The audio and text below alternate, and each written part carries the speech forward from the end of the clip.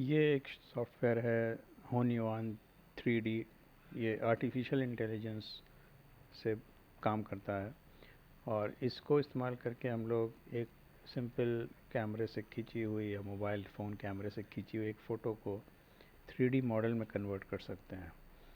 मैं केवल इसका इंट्रोडक्शन दे रहा हूँ। होन्युआन 3D 2 वर्जन जो है, इसको आप अपने कंप्यूटर पे भी इंस्टॉल कर सकते हैं और अगर आप इसको इंटरनेट पे ढूंढेंगे तो इसके कई वेबसाइट हैं जिस पे ये मॉडल चलता है।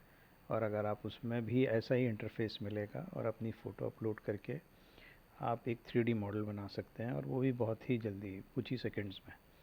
ये कुछ पहले से कुछ इमेजेस हैं जिसको यूज़ करके आप प्रैक्टिस कर सकते हैं। मैं दिखाता हूँ कैसे मैंने अपनी एक फ़ोटो को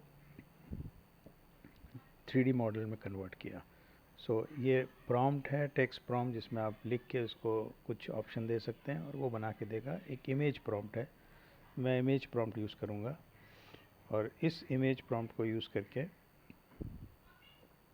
हम लोग ये फ़ोटो सेलेक्ट करेंगे जो मैंने अपने मोबाइल फ़ोन कैमरे से खुद ही खींची थी और ये मेन कैमरे से है। एंड ये कुछ ऑप्शंस हैं, बट इन ऑप्शंस को ज़्यादा छेड़ने की ज़रूरत नहीं है। टर्बो मोड और स्टैंडर्ड लगा रहने दीजिए and then you press generate shape and यहाँ पे टाइम चलेगा। एंड आप देखिएगा, अगर कंप्यूटर में अच्छा क्षमता है तो मुश्किल से 7-8 सेकेंड में ये एक मॉडल जनरेट हो गया है।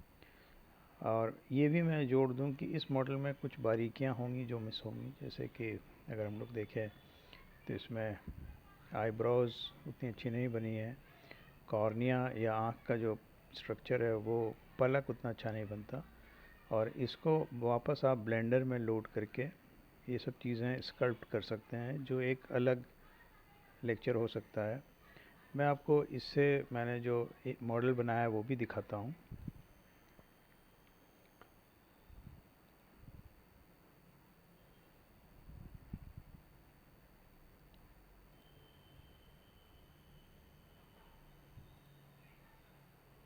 ये ओरका स्लाइसर पे हमने अपने जो मॉडल बनाया था उसको मैं लोड किया हुआ है, उसको दिखाते हैं। और ये मैंने ब्लेंडर पे इसमें कुछ काम किया था जिससे कि इसमें जो कमियां थी वो मैंने ठीक कर दी हैं। जैसे आप देख सकते हो, इसमें आईब्रो के बाल, कुछ पलक पे भी काम किया है और कॉर्निया और आँख का रिफ्लेक्शन बनाया है। एंड ये प्रिंट होने के बाद काफ़ी हद तक मेरे जैसा ही दिखता है। और ये एक बड़ा ही आसान तरीका है स्कल्प्ट करने के लिए और 3D मॉडल बनाने के लिए।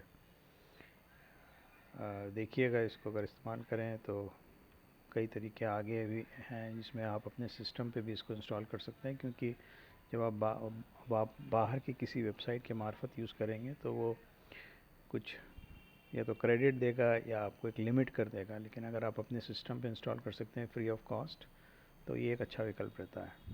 Thank you.